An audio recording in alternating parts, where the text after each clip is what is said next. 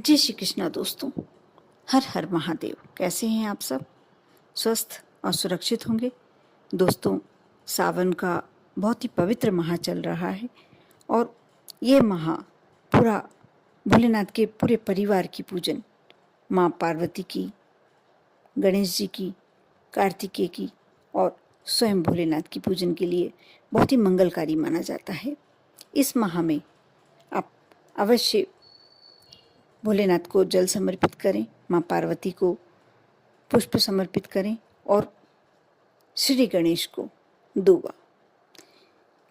बुधवार का दिन वैसे भी गणेश जी को ही समर्पित होता है और सावन का बुधवार बहुत ही श्रेष्ठ होता है। यदि आप श्री गणेश की पूजन करते हैं, कुछ छोटे छोटे उपाय यदि इस समय कर लिए जाएं सावन के बुधवार में, तो आपके जीवन से कष्ट दूर हो सकते हैं, हो ही जाते हैं। सनातन परंपरा में दूर्वा का बहुत ज़्यादा महत्व है। दूर्वा को अमृता, अनंता, महाऔषधि, इन सभी नामों से जाना जाता है। यही नहीं, दूर्वा देवताओं को भी प्रिय होती है, मनुष्यों को भी प्रिय होती है और पशुओं को भी प्रिय होती है। दूर्वा बहुत ही मंगलकारी होती है। इस चमत्कार, हर दृष्टिकोण से चमत्कार, जितने भी श्रेष्ठ उपाय होते हैं दूर्वा से किए जा सकते हैं। हिंदू धर्म में दूर्वा का वैसे भी बहुत महत्व है और दूर्वा एक खास तरह की घास होती है जिसे किसी भी गमले में, बगीचे में आसानी से उगाया जा सकता है। और हिंदू धर्म में ऐसे कोई मंगलकारी नहीं है जिसमें दूर्वा का प्रयोग न किया जाता है। मंगलकारी दूर्वा का प्रयोग ईश्वर की साधना, आराधना के दौरान विशेष रूप से प्रयोग किया जाता है। विवाह के समय इस मंगलकारी दूर्वा के माध्यम से जो तेल चढ़ाने की रस्में होती हैं वह पूरी की जाती हैं और गणपति जी की पूजा बगैर दूर्वा के तो अधूरी ही मानी जाती है। दूर्वा के आचमन से जहाँ देवता प्रसन्न होते हैं, वहीं हरी घास का मैदान मनुष्य को सुकून देने वाला होता है, जबकि पशु से चारे के रूप में खाकर तृप्त होते हैं।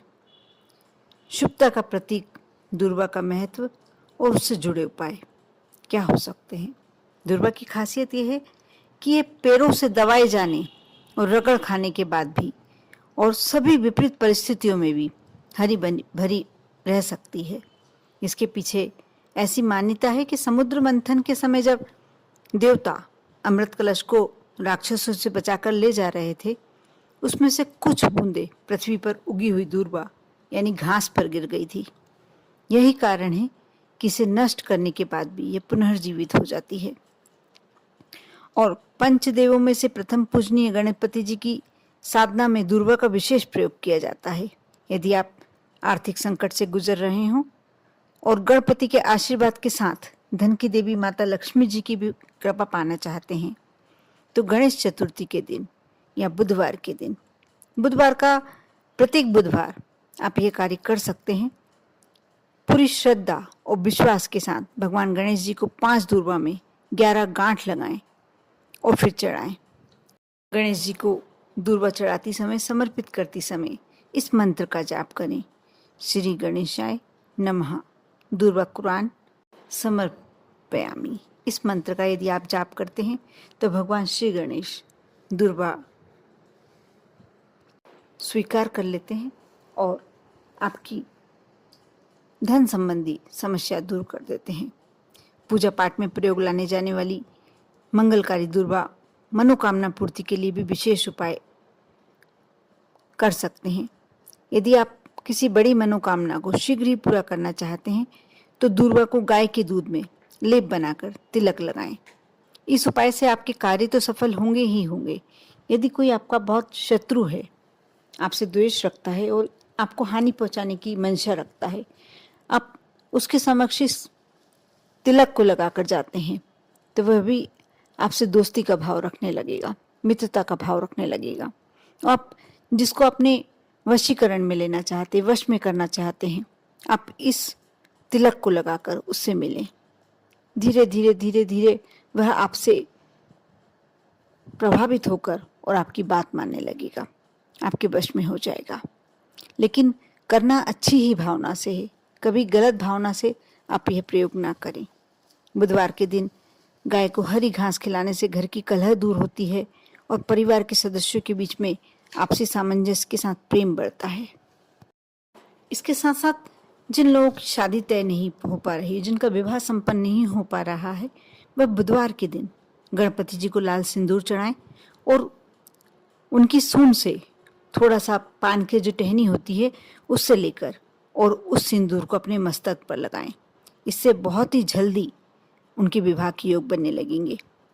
साथ ही यदि आपकी कोई विशेष मनोकामना है तो आप घर में जो आपके गणपति जी रखे हैं उनके समक्ष थोड़ा सा गुड़ से लड्डू स्वरूप बनाकर, लड्डू का शेप देकर और गुड़ का भोग लगाएं। उसमें थोड़ा सा शुद्ध घी लगा दें और उसे समर्पित करें।